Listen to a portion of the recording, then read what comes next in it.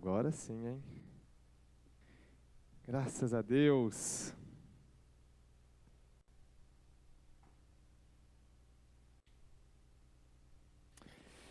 Vamos orar? Senhor Deus, obrigado, Pai, obrigado por essa noite, obrigado pela oportunidade de estarmos na sua casa. Senhor Jesus, quão bom e quão suave é que os irmãos vivam em união. Que privilégio, Pai, fazer parte desse corpo. Obrigado por essa família espiritual. Obrigado pela oportunidade de poder aprender e crescer com os meus irmãos, com os meus amigos, com Deus, aquelas pessoas que têm caminhado conosco na fé. Senhor Jesus, nós queremos pedir ao Senhor que nesse momento o Senhor prepare o nosso coração, prepare a nossa mente, para que nós possamos receber a sua palavra. Nós subjugamos nesse momento todo o pensamento cativo à sua obediência, Pai. Em nome de Jesus, nós repreendemos nesse momento todo tipo de distração, todo tipo de situação que vier para trazer, Deus, a nossa mente longe da Tua Palavra, para levar a nossa mente longe da Tua Palavra. Senhor, nós queremos Te agradecer, porque aprender dos Teus preceitos, da Tua Palavra, dos fundamentos da Tua Palavra, é um privilégio para nós. Senhor, Te pedimos perdão pelos nossos pecados e erros. E Deus, queremos estar aqui na posição de quem deseja aprender do Senhor Espírito Santo.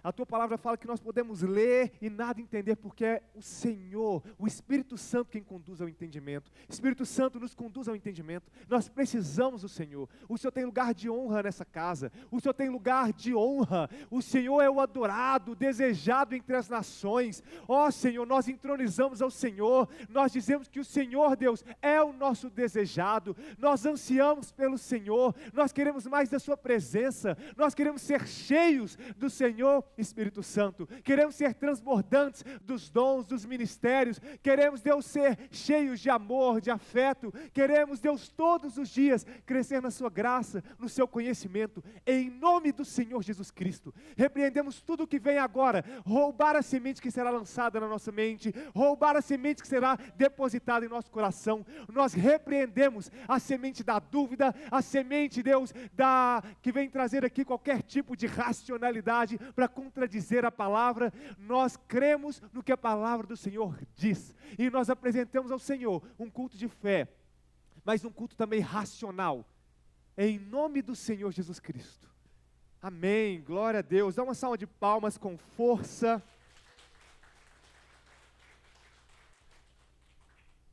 Aqui nós temos essa cultura, nada é mais ou menos. Ou você não aplaude, se for aplaudir de qualquer jeito, ou você aplaude com força, não é assim? Ou você dá um amém com força, ou não dá um amém, gente. É frio ou quente, não é não, Paulo? Aquela coisa morna, aquela água de batata, água de salsicha. Quem já tomou água de salsicha aqui? Sem gosto, sem sabor. Que cor que é aquilo? A cara da Rosê. Veneno puro, exato, cheio de nitrito, nitrato. Está repreendido. Então, nós estamos na série Fundamentados na Palavra. E hoje nós falaremos sobre o serviço na casa do Senhor. Amém? O serviço na casa do Senhor. Fundamentados na palavra. Tudo que nós fazemos aqui, nós fazemos com base na palavra de Deus. Eu estava vendo outro dia na internet não sei se eu posso dizer se é uma autoridade espiritual, é uma autoridade espiritual, mas não reconheço de tal forma, pelo que ele estava dizendo. E ele estava falando da seguinte forma: gente, você não pode crer só no que está na Bíblia. Você tem que acreditar além da Bíblia. A Bíblia só, ela não contém a verdade. E aí ele virou e falou assim: então você tem que entender o que foi passado além da Bíblia. Então, se o que foi passado além da Bíblia contradiz o que está na Bíblia, o que você faz? Você sai da Bíblia e começa a questionar, a avaliar. E aí, uma autoridade espiritual, um líder de fé aí, e ele estava dizendo que a Bíblia não é suficiente. E ao mesmo tempo ele disse que, junto com a Bíblia, obviamente, existe toda uma tradição. E que nós não podemos nos prender à Bíblia. E ele criticou aqueles cristãos que falam assim: mas isso não está na Bíblia. Ele criticou quem se apega à palavra de Deus. Mas Paulo, ele nos ensina que nós nos devemos apegar o quê? A palavra de Deus. O apóstolo Paulo, ele também nos ensina que nós devemos fazer com que toda aquela palavra, todo aquele ensinamento que não vem conforme o ensinamento das Escrituras, que seja aquilo maldito, anátema. Não é assim? Ou nós cremos ou nós não cremos na palavra. Nós devemos sim questionar, nós devemos sim procurar entender e saber. Nós não devemos ser alienados, não. Nós devemos questionar. Nós devemos buscar o entendimento. Nós devemos ouvir e examinar as Escrituras. Então, tudo que for falado aqui do altar, você tem a função de examinar. Você tem a função de conferir. Deixa eu ver se o que o pastor está falando está na palavra. Deixa eu ver se o que ele está falando é condizente com as Escrituras. Deixa eu ver se ele não está acrescentando um pouquinho de fermento. Deixa eu ver se isso aqui não é ele colocando o achismo dele misturado com a palavra e trazendo uma religião. Conseguem entender? Amém? Senão nós vamos ser como os fariseus. A lei judaica, ela foi trazida ali com Moisés com um pouco menos de 300 ordenanças, 230 e poucas. 272, eu acho, alguma coisa assim. E depois daquele período com Moisés, os judeus foram adicionando novas ordenanças, novos tipos de regras, e ali foi se formatando uma religião. Portanto, que Jesus questionou os fariseus, dizendo que eles fizeram o quê? Eles adicionaram. Jesus questionou os fariseus, falando que eles adicionaram, eles criaram uma fé. Criaram uma religião em cima da fundamentação, né, que foi dada ali através de Moisés, de tudo que havia sido ensinado por Moisés ali através de Deus. Então, hoje nessa série Fundamentados na Palavra, que nós começamos na semana passada, e nós falamos ali a respeito de princípios relacionados à palavra, que para que nós possamos viver uma vida de forma vitoriosa, sabemos que seremos atribulados, que passamos por situações, passamos por dificuldades, enfrentemos problemas em todas as áreas da vida, mas em todas as coisas, porém, somos mais que... Sim ou não? Somos mais que... Amém. Então, nós entendemos que para que sejamos mais que vencedores em todas as áreas da nossa vida, independente da luta, seja na saúde emocional, né? Tantas pessoas hoje enfrentando problemas de depressão, tantas pessoas enfrentando problemas da sua própria existência, problemas relacionados a complexos, problemas relacionados a relacionamento conjugal. Quantas pessoas enfrentando problemas de saúde, também relacionados a questões físicas ali na saúde, ou então problemas, enfim, de várias situações. Em todas as coisas, seremos vitoriosos se nós fizermos o quê? Cumprirmos os princípios que Deus nos ensina. Amém? É por isso que nós estamos na série Fundamentados na Palavra, porque quando nós cumprimos o que a Bíblia nos ensina, pode doer, podemos passar pelo vale de ossos secos, mas a vitória, ela é garantida. Amém? Glória a Deus. Isso é a palavra que diz a nosso respeito. Amém? Então, hoje, sobre o serviço na casa de Deus, sobre a obra do Senhor, eu quero fazer uma explanação a respeito do exílio do povo, quando eles estavam exilados e de uma certa forma foram para a Babilônia, até que depois eles voltaram para Jerusalém, reconstrução do templo, reconstrução dos muros. É muito interessante que o povo, eles quando foram levados cativos, incendiaram os muros da cidade, derrubaram toda a cidade, levaram os mais sábios da época para a Babilônia, todo mundo sabe disso, portanto que Daniel foi um sábio, dos mais sábios dentro da Babilônia, Sadraque, Mesaque, Abdinego, não é isso? E eles ficaram por muitos anos ali cativos, muitos anos como um povo que era oprimido de uma certa forma por uma outra nação.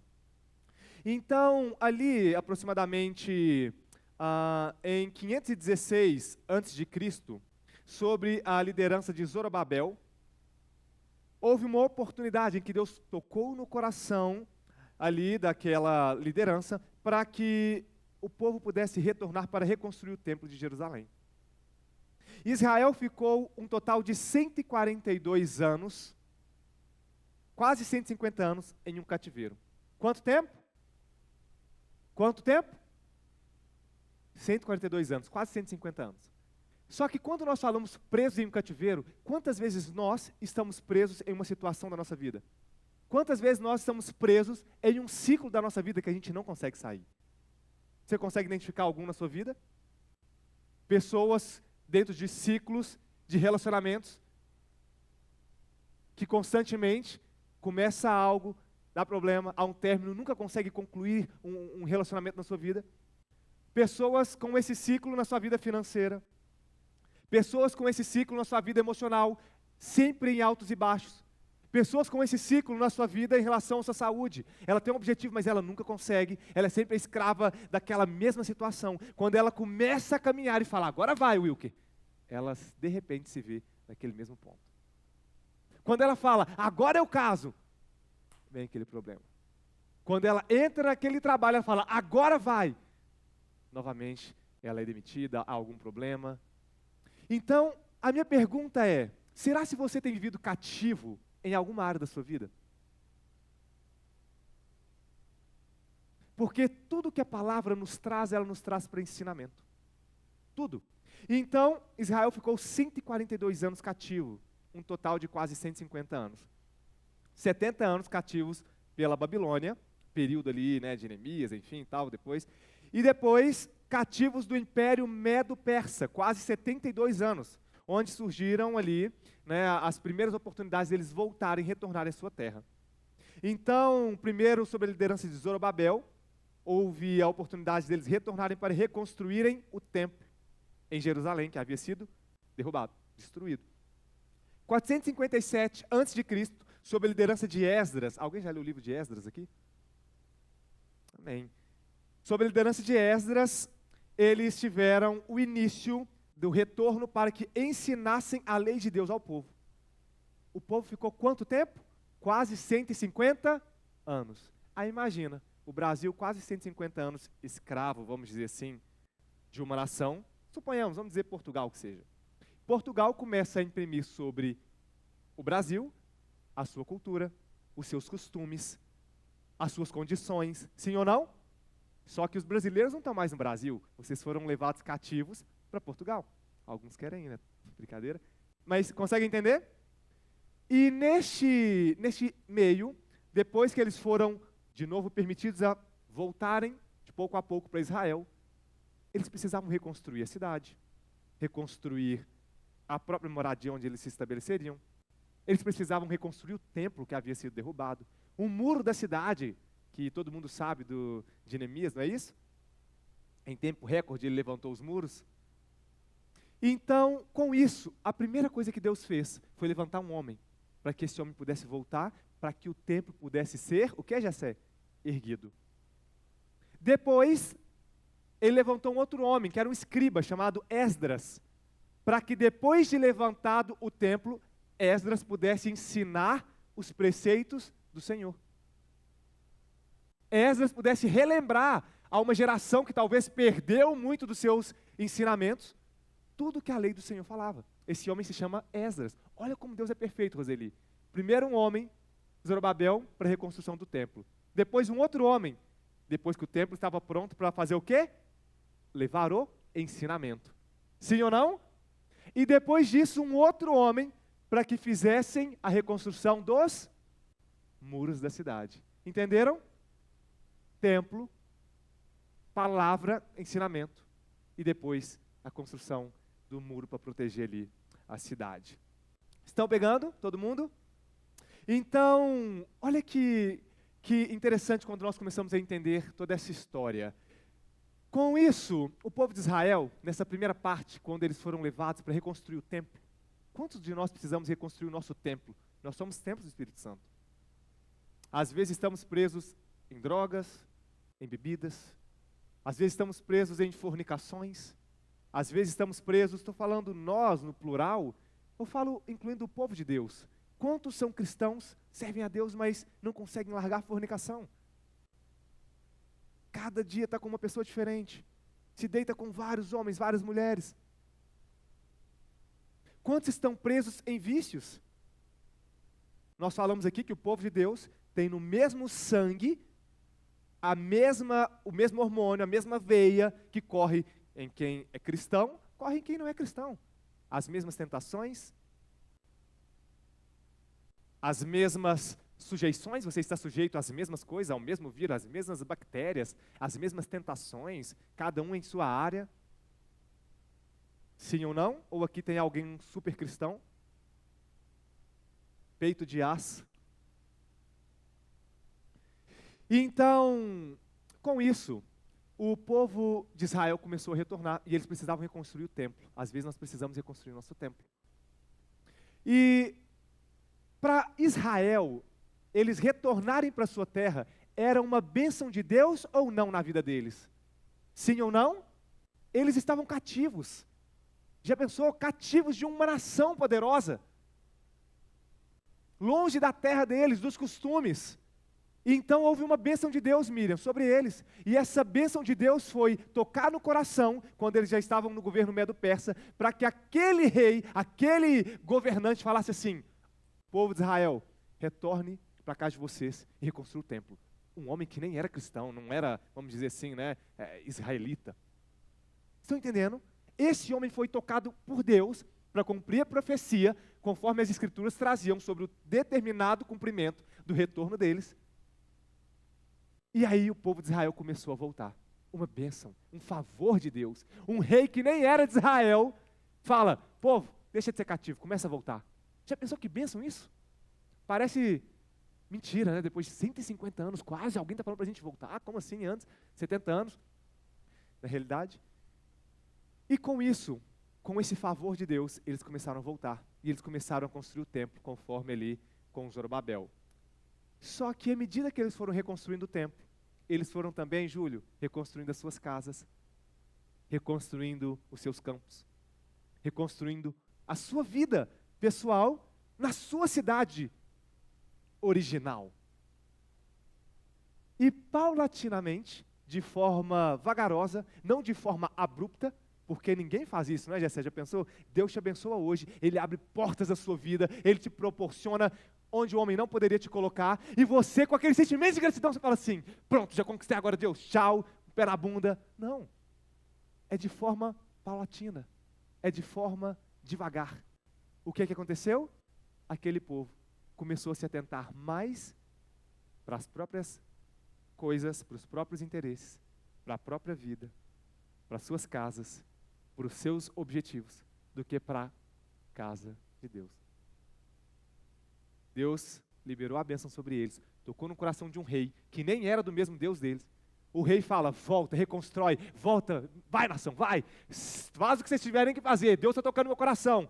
Olha que loucura. E de repente, com o tempo, o povo começa a cuidar mais daquilo que é deles do que da obra de Deus. Conseguem entender?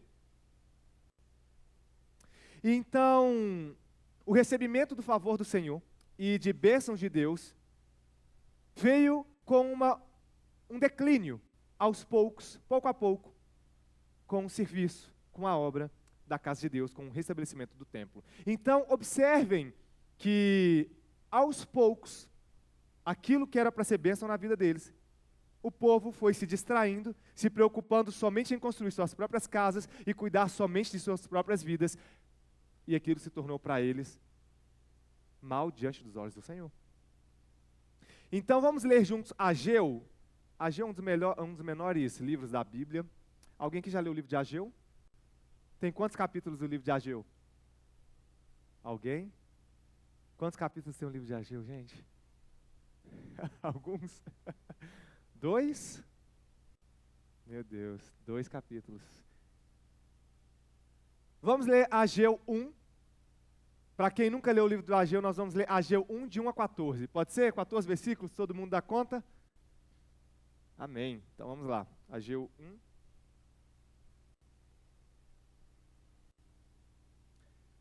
No segundo ano do rei Dário, no 6º mês, no primeiro dia do mês, veio a palavra do Senhor por intermédio do profeta Ageu, a Zorobabel, filho de Salatiel, governador de Judá, e a Josué, filho de Josadaque, sumo sacerdote, dizendo: assim fala o Senhor dos Exércitos. Este povo diz, olha só, então Deus, falando através do seu profeta, os profetas sempre eram usados para trazer exortações ao povo, instruções, exortações. E nesse caso, assim fala o Senhor dos Exércitos. Esse povo diz: não veio ainda o tempo em que a casa do Senhor deve ser edificada? Veio, pois, a palavra do Senhor por intermédio do profeta. por intermédio do profeta Ageu, dizendo: acaso é tempo de habitardes vós em casas... Coloca na NVI, por favor, apaineladas, eu acho que vai ficar mais difícil do pessoal compreender. Vamos colocar na NVI, por gentileza. Alguém sabe o que é uma casa apainelada? Uma casa cheia de panela? Então, obrigado, Jessé, acaso é tempo de vocês morarem em casas de fino acabamento, enquanto esta casa do Senhor continua destruída? Agora sim, diz o Senhor dos Exércitos, vejam aonde os seus caminhos os levaram. Vocês têm plantado muito, preste atenção, vocês têm plantado muito. Se você se identificar com isso, a mensagem pode estar falando a você, pode estar falando para mim, amém? Vocês têm plantado muito, mas colhido pouco. Vocês comem, vocês estão com fome? Não. Vocês comem, mas não se fartam. Olha que Deus, não é isso, Carla? Constantemente fala sobre se fartar, fala sobre abundância. Deus não fala sobre só o suficiente, Ele fala sobre abundância. Eu vim para que tenha vida e vida é abundância. E aqui Ele está falando, vocês comem, mas não se fartam. Bebem, mas não se satisfazem. Vestem-se, mas não se aquecem. Aquele que recebe salário, recebe-o para colocá-lo em uma bolsa furada. Próximo. Assim diz o Senhor dos Exércitos, vejam aonde seus caminhos os levaram. Subam ao monte e tragam madeira, construam a minha casa, para que eu me alegre e nela seja glorificado, diz o Senhor. Vocês esperavam muito, mas eis que veio pouco. E o que vocês trouxeram para casa, a palavra não fala que foi o devorador, a palavra não fala que foi o inimigo, a palavra fala que foi quem, Simone? Eu o dissipei com um sopro. Nosso Deus é mau, Paulo? Não, mas Ele é um Deus que Ele cuida dos seus filhos, Ele é um Deus que Ele exorta, Ele é um Deus que permite situações para que nós possamos entender o que Ele está nos comunicando e nos colocarmos no direcionamento, no propósito que Ele tem para a nossa vida, para que nós possamos alinhar os valores, os princípios, as prioridades da nossa vida. Então, e o que vocês trouxeram para casa, eu, o Senhor, o dissipei com um sopro. E por que eu fiz? Prestem atenção, declara o Senhor dos Exércitos, por causa da minha casa, que ainda está destruída, enquanto cada um de vocês se ocupa com a sua própria casa. Maura, eles tinham ou não que construir as próprias casas deles? Mas eles tinham que construir as deles também. A palavra não está falando que eles não deveriam fazer isso, correto? Não é isso, Edson? A palavra não está dizendo que eles não deveriam cuidar das coisas deles, mas eles inverteram a ordem do que era principal. Eles colocaram acima de Deus, aquele que os libertou, os seus próprios interesses. Eles precisavam construir casas, gente. Eles não podiam ficar ao léu, só em cabanas. Eles precisavam, mas eles, infelizmente, descuidaram do que era de Deus para cuidar somente do que era seu. Então, por causa da minha casa, que ainda está destruída, enquanto cada um de vocês se ocupa com a sua própria casa. Por isso, por causa de vocês, o céu reteve o orvalho e a terra deixou de dar o seu fruto. Nos campos e nos montes, provoquei uma seca. Gente, o que mais eu vejo de forma forte o que a palavra nos diz, é que a palavra não fala em nenhum momento que o inimigo, que o diabo, que o demônio, que o devorador, não, eu e vocês, por causa de vocês, eu fiz assim, por causa de vocês, eu agi de tal forma, por causa de vocês, eu retive o orvalho. Então, nos campos e nos montes, provoquei uma seca, provoquei ele, que atingiu o trigo, atingiu o vinho e atingiu o azeite. Sabe qual que é o interessante? O trigo é sinônimo de quê? O vinho e o azeite. Trigo, vinho e azeite. Trigo, sim, provisão, fartura, provisão. O vinho, sinônimo também de alegria. E o azeite, sinônimo de unção. Muitas vezes, por colocarmos as nossas prioridades no lugar daquilo que Deus nos coloca como um propósito central da nossa vida, nós perdemos a alegria e continuamos vivendo, entende, Paulo? Trabalhando, construindo nossas coisas, mas sem alegria. Pessoas vazias. Hoje, pessoas de todas as idades, com depressão. Falei a respeito, acho que foi na quinta-feira, no interior de São Paulo, em Americana, um dos grandes empresários da cidade, um dos homens das famílias, pertence a uma das famílias mais ricas de Americana. Está entre as 5, se eu não me engano, 3 famílias mais ricas de Americana. Um senhor, se eu não me engano, um homem, acho que de 40 e poucos anos, subiu no alto do prédio, suicidou. Um homem extremamente rico. Família tradicional. Ou seja, às vezes você está construindo, mas está te faltando o quê? A alegria. Às vezes você está vindo na igreja, mas você está vazio, você está seco, falta o azeite, falta a presença de Deus, porque você vem servi-lo aqui, você vem aqui para louvar, para ouvir a palavra, mas você não tem vida de intimidade, você não tem busca, você não cultiva o relacionamento. E aí o Senhor se torna para você alguém que você só ouve falar quando está aqui na igreja. Estão entendendo, gente? Isso não tem a ver só com dinheiro, isso tem a ver com alegria, com prazer de viver. Isso tem a ver com unção. A igreja primitiva não é um modelo que não funciona mais. A igreja primitiva é um modelo a ser copiado. Por isso que Paulo fala, sejam meus imitadores como eu sou de Cristo. Nós precisamos ser uma igreja poderosa, uma igreja transbordante no amor, na generosidade, uma igreja transbordante nos dons espirituais. Mas como seremos transbordantes? Como seremos capazes de manifestar de forma a influenciar toda a nossa cidade? Se Deus deixou de ser a nossa prioridade. E entenda que quando eu falo Deus, eu não falo igreja. A igreja faz parte da obra de Deus.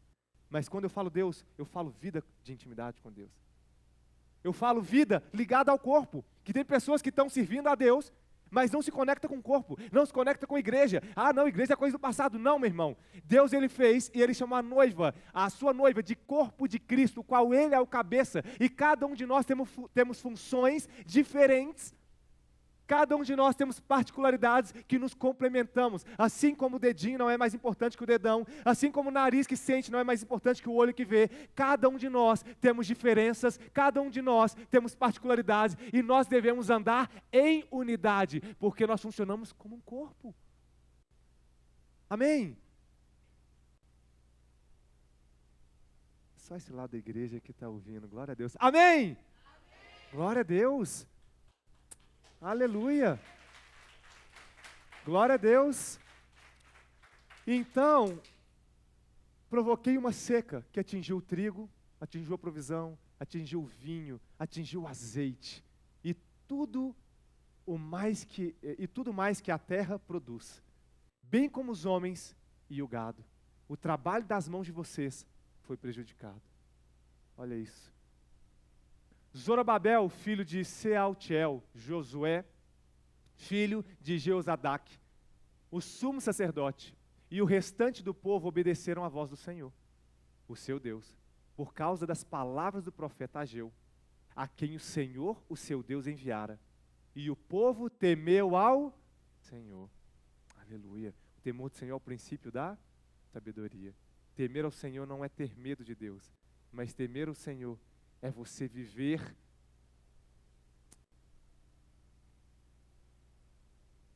como eu vou dizer isso numa linguagem mais simples do mundo? Temer a Deus.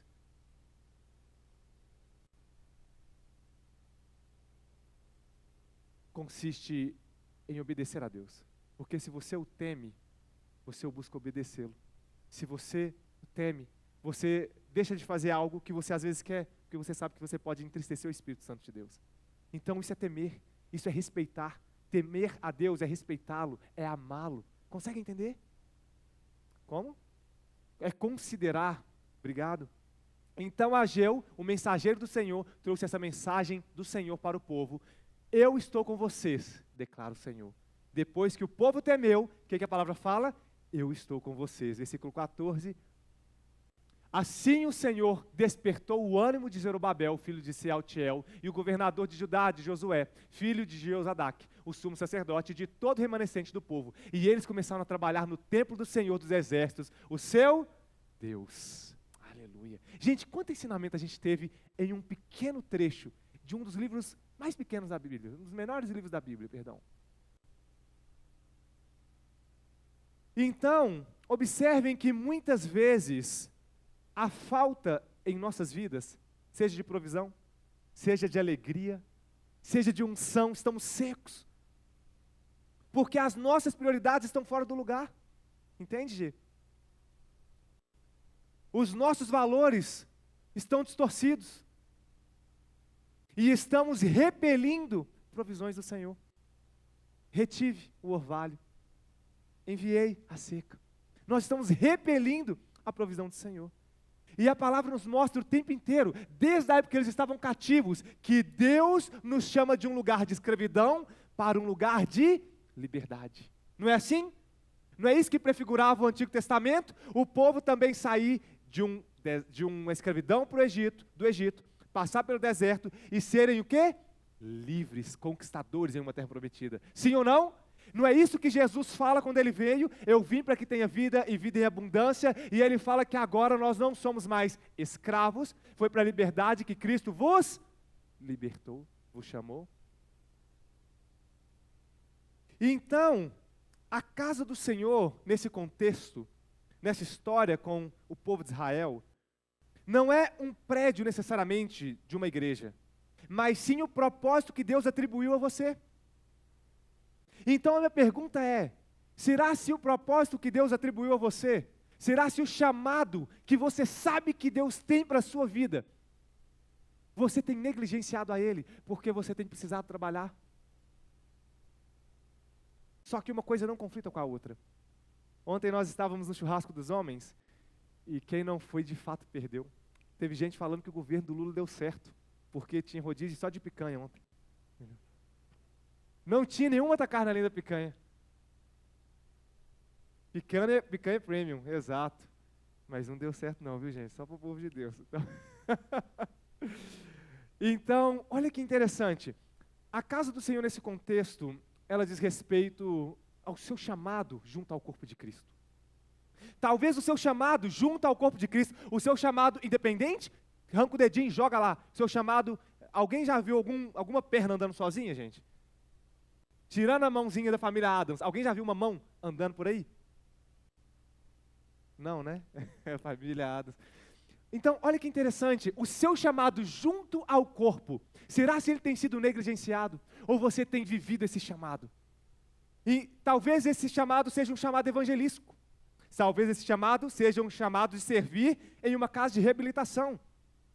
Já falei com vocês, meu avô tem uma casa, por exemplo, ali de reabilitação para mendigos, drogados, tal. É um trabalho maravilhoso, ao qual ele também se dedica. Talvez seja como ministro de louvor.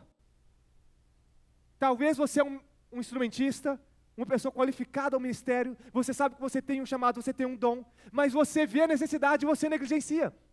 Várias pessoas têm chegado para mim e falado assim, Davi, por que vocês não voltam ao culto de manhã todos os dias? Ai, tinha que ter culto de manhã todo dia, tinha que ter culto de manhã. Gente, quantas pessoas têm falado isso? E aí sabe o que eu falo?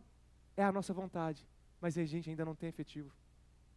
Falta ministro de louvor, falta pessoas para ajudarem a servir, para não sobrecarregar quem canta, Manu, Maura, Letícia, Nise, não sobrecarregar quem toca. Estão entendendo? Falta pessoas na obra. Então será se você não está mais cuidando das suas coisas? Aí no encontro dos homens, eu falei com uma das pessoas que estavam lá, uma pessoa querida que a gente teve a oportunidade de conhecer, estava lá nessa ocasião também, e eu falei com ele assim, meu irmão, vamos amanhã na igreja? Ele está passando por um momento ali mais difícil na vida dele, numa área específica, e eu falei assim, meu irmão, vamos na igreja, vamos amanhã tem culto de manhã e de noite, ou seja, escolhe o melhor horário para você. Sabe o que ele falou? Não dá, amanhã eu rodo. Ele é um servidor público, mas ele falou assim, domingo eu uso para rodar. Aí eu falei para ele assim, seu Deus é miserável mesmo, né? Se você tirar 2 horas para estar na casa dele, junto com sua família em Cristo, ouvindo, aprendendo, servindo ao seu Deus, sendo alimentado pela palavra, você vai ficar mais pobre. Ele está certo, então não tem que vir não. Não é o Silvio. Deus miserável. Vai abrir mão de 2 horas do trabalho dele para rodar, vai ficar mais pobre. Então não vem mesmo não. Esse Deus é miserável demais para você servir. Não é, Pedro? Ou o seu Deus não pode te dar muito mais. Vocês estão entendendo? Aí a pessoa deixa de vir, deixa de ser alimentada, deixa de ser, de uma certa forma, conectada ao corpo, e a brasa fora do braseiro, ela se esfria. E aí você começa a cuidar só do que é seu. E aí você começa a rodar de Uber, e o dinheiro vai vindo, só que aí te falta alegria. Aí você está rodando, você está fazendo mais dinheiro, aí vai lá, vem um problema no motor. Aí o pneu que não era para furar, você passa em cima de um buraco, que era para você ver, estava na sua cara, mas você não viu. Aí você vê um dinheiro daqui, mas você vê uma coisa na sua casa que você tem que dar manutenção. É o que a palavra fala. O dinheiro você recebe, não é isso, Manu? Mas é como se estivesse entrando em um bolso furado. Vocês se alimentam, mas não consegue se saciar. Você está aí, colocando a roupa, mas você não consegue se esquentar. Vem por um lado, mas vai pelo outro. Porque distorcemos os valores. E o que eu estou falando não é que a igreja está na frente nas suas prioridades, não. Mas Deus está na frente das suas prioridades. É o que a palavra nos ensina. Amém? Deus, depois a sua família e depois, sim, a igreja. Só que muitos têm negligenciado a igreja, ao corpo de Cristo, porque precisa rodar de Uber. Tem um irmão que constantemente ele vem aqui só nos finais do culto, principalmente quando tem o coisa da Roseli, parece que ele adivinha o macarrão. Aí ele chega no final do culto e fala assim, cara, por que você não chegou 2 horas antes? Ele, eu tenho que rodar, só tinha que bater a meta. Eu falei assim, meu Deus do céu, esse Deus é miserável demais, tem que vir para comer mesmo, entendeu? Esse Deus dele, não nós. Amém? Então, talvez você seja alguém que pode contribuir na limpeza e manutenção do templo. Ficamos quanto tempo com o banheiro das mulheres, precisando de manutenção? Quanto tempo? Graças a Deus temos, o irmão Geraldo, o Raimundo, que tem nos ajudado muito, mas tem tido carência de pessoas para ajudarem. Mas pessoas que têm se preocupado mais com seus próprios afazeres e a obra de Deus, o seu chamado vinculado ao corpo de Cristo, você negligencia. E nós acabamos de ler a exortação de um profeta em relação a uma nação.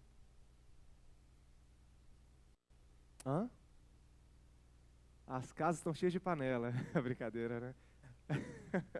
Apaneladas, exato. Então, o fato de estarmos totalmente engajados, preste atenção nisso. Uma palavra forte hoje, né? Glória a Deus. Aleluia. Aleluia. Glória a Deus. Então, preste atenção nisso. O fato de estarmos totalmente engajados com o propósito e a obra do Senhor é que faz com que nós tenhamos um impacto efetivo sobre a humanidade que Deus planejou. Eu vou repetir. O fato de estarmos totalmente engajados com o propósito que Deus chamou você, cada um com o seu diferente propósito, dom, chamado, um na generosidade, outro no servir, outro no cantar, outro na limpeza, outro no abraço, outro evangelístico, outro cuidando de órfãos, viúvas, necessitados. Estão entendendo? Estão entendendo? Amém. Então, enquanto estivermos todos, de fato, engajados com o propósito e a obra do Senhor, isso fará com que nós tenhamos um impacto e um efeito na nossa nação e no mundo. É por isso que vamos dizer assim, todo esse sofisma, toda essa construção da nova verdade, não existe homem, não existe mulher, existe um ser que você quiser se definir, não existe nem mais definição de gênero para muitos, não existe mais o que é certo e o que é errado, toda essa construção social tem ganhado espaço, sabe por quê? Esses que defendem essas ideologias pregam aquilo que acreditam. Eu falei, estava assistindo um filme com a Letícia, e aí do nada veio uma cena vinculada a uma área de homossexualismo, e aí veio trazendo toda uma narrativa em cima disso, e aí de repente uma virou para outra e falou assim, então eu vou ser pai e tal. Gente, se eles acreditam nisso, eles estão certos de pregar o que acreditam. Errado está você de ficar calado, conhecendo o que a palavra diz sobre a verdade. Eu não estou dizendo que conforme os conceitos da palavra isso está certo, porque não está. mas eles estão certos, porque aquilo que eles acreditam, eles pregam, através dos filmes, através dos seriados, através das músicas, e você fica calado, só vendo pelo Instagram e criticando. É muito fácil. É muito fácil. O que você está fazendo para mudar essa realidade? É quando você começa a ser efetivo no corpo, meu irmão, que a gente começa como igreja a fazer diferença na nossa sociedade. Aí é quando a igreja chega num lugar e de fato diminui a violência. Aí é quando a igreja chega num lugar e de fato o crime começa a diminuir, as drogas começam a ter menor venda, onde havia ponto de boate, se aquilo começa a cair, começa a fechar. Se havia muito divórcio naquela região, começa a ter casamentos sendo reatados, famílias sendo restauradas. Estão entendendo? Ou a igreja que somos nós, fazemos a diferença nessa terra, ou a gente vai ver o mundo pregando o que acredita, fazendo a diferença na sua vida, na vida dos seus filhos, que daqui a pouco o seu filho está pensando igual o mundo pensa. Há pouco tempo, alguns meses atrás, eu ouvi de um adolescente, de uma pessoa muito próxima, falar assim: não, eu sou um transgênero. Ele falou o nome que ele é, tem 17 anos, nem 15 anos, sei lá quantos anos tem. Aí a mãe foi falar com ele, conversar, falou assim: você não estuda, você não sabe nada sobre isso, mãe. O que você está querendo conversar comigo? Você não entende nada disso. Ou você se conecta ao corpo, vive a sua função, meu irmão, ou então uma queda de braço, vencida. Porque a palavra fala que o reino se toma também por força. Você tem empenhado força nisso? Mas nós já sabemos que o Cordeiro venceu, amém? Glória a Deus, aleluia. Então, falando da individualidade de cada um, certo? E para terminar, quantas vezes nós cometemos o erro de esperar, preste atenção nisso. Quantas vezes nós cometemos o erro de esperar que Deus faça algo primeiro em nossa vida, enquanto Ele está esperando que façamos algo primeiro? Alguém se identifica? Quantas vezes nós ficamos orando, não é isso, Silvio, Mariana? Tantas vezes orando, esperando, e parece que nada acontece. E Deus está lá. É contigo, meu irmão. Eu já toquei a bola, é só hora de chutar pro gol. E a gente fica orando, a gente fica pedindo, e Deus está esperando com que a gente possa agir. Só que às vezes você não sabe como agir, se é para cá ou se é para lá. Aí vem Provérbios 16, planejar, consagrar e executar. Planeja, consagra. Se você não tiver muita clareza e ainda assim você tem servido, buscado de Deus uma direção, meu irmão, haja. Porque a palavra fala que o seu coração é como um coração de um rei na mão do Senhor, de um rio, que ele molda, ele leva conforme o bem-querer dele. Amém? Então, às vezes, nós estamos com a nossa vida parada, porque nós estamos esperando Deus agir, enquanto Deus está esperando você agir. E nós vamos ver isso agora, no livro de Êxodo 14, nós vamos ler aqui, Êxodo 14, do 10 ao 16, meus últimos minutos aqui. Olha o que a palavra diz, enquanto Moisés estava conduzindo o povo para fora do Egito, todo mundo conhece toda essa narrativa. A palavra nos diz que quando eles estavam chegando próximo à travessia, chegaram todos os cavaleiros do Egito, sim ou não? Para poder trazê-los de novo. Não, vocês não vão ser livres não, pode voltar. O faraó se arrependeu, volta todo mundo. E aí olha o que a palavra diz. Ao aproximar-se o faraó, os israelitas olharam e avistaram os egípcios que avançavam na direção deles.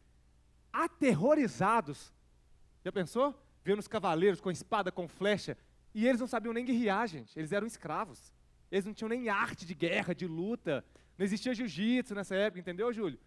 Não tinha UFC, eles não tinham nada de técnica de luta, então, aterrorizados, clamaram ao Senhor. Pode passar, por favor. Disseram a Moisés: foi por falta de túmulos no Egito que você nos trouxe para morrer no deserto? O que você fez conosco, tirando-nos de lá? Já tínhamos dito a você no Egito: deixe-nos em paz, seremos escravos dos egípcios. Olha isso. Preferimos ser escravos dos egípcios do que morrer no deserto. Olha a mentalidade do povo. Moisés respondeu ao povo: não tenham medo, fiquem firmes e vejam o livramento que o Senhor trará hoje. Porque nunca mais vocês verão os egípcios que hoje veem. Hã? E aí, logo em seguida diz, o Senhor lutará por vocês, fiquem calmos. O Senhor então disse a Moisés, calma aí, você está falando que eu vou fazer, que agora eu vou fazer, para todo mundo ficar parado, calmo. Você está viajando, Moisés. Olha o que Deus respondeu. O Senhor então disse a Moisés, por que você está clamando a mim? Diga aos israelitas que sigam avante. Erga a sua vara, estenda a mão sobre o mar e faça as águas se dividirem, para que os israelitas atravessem o mar em terra seca. Enquanto você estiver esperando o mar se abrir, meu irmão, ele vai ficar parado diante de você. O que você precisa é avançar primeiro. O que você precisa é colocar o seu cajado, é dar o seu passo. Você coloca o seu pé e Deus pavimenta o caminho. Ou você vive a vida pela fé, ou você espera viver de forma racional. O seu Deus, meu irmão, ele está além da sua concepção, além do que o homem pode entender, porque você não o criou para entendê-lo, ele te criou, ele é superior, os seus pensamentos são mais altos, os seus planos são superiores, a sua mente é insondável, ele instruiu a sabedoria, então o que cabe a nós é aceitar o desafio da fé. Me parece estranho pisar nesse mar, eu vou afundar, mas se é isso que ele está dizendo, primeiro eu coloco o pé, e Deus pavimenta, Deus abre o caminho, amém? Amém. Se coloque de pé em nome de Jesus, aleluia. Glória a Deus. Pai. Obrigado, Gi. Aleluia. Não deixe que essa palavra seja uma semente roubada do seu coração, que é uma terra fértil. Em nome de Jesus. Se apegue ao seu propósito. Haja em primeiro. Não espere que Deus faça, porque a palavra fala que Ele já fez tudo primeiro. Não é isso, Wilker? A palavra fala que Ele já nos amou primeiro. Ele que nos atraiu, porque não há um justo sequer. Então o que cabe a mim, o que cabe a você, é olhar para a casa do nosso Deus, para a obra do Senhor e falar assim, o que eu posso fazer para que essa obra cresça? Em qual parte do corpo eu me encaixo? É como o ouvido? É como o nariz, são como os pelos do corpo, que tem a função de proteção, disso ou daquilo. Em qual parte eu me encaixo? Amém? Ou a palavra ela tem poder de nos fazer agir, ou nós somos meros ouvintes. Amém? Glória a Deus.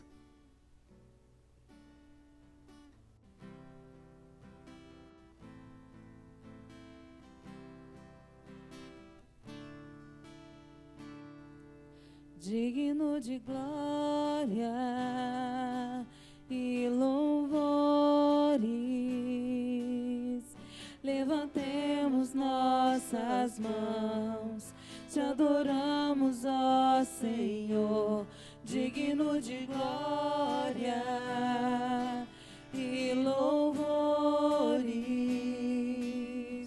levantemos nossas mãos, te adoramos, ó Senhor, porque grande és tu, maravilhas fazes tu, não há outro igual a ti, não há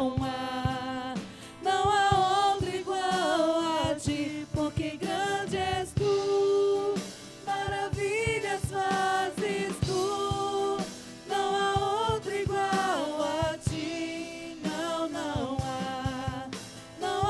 outro igual a ti, digno de glória e louvor.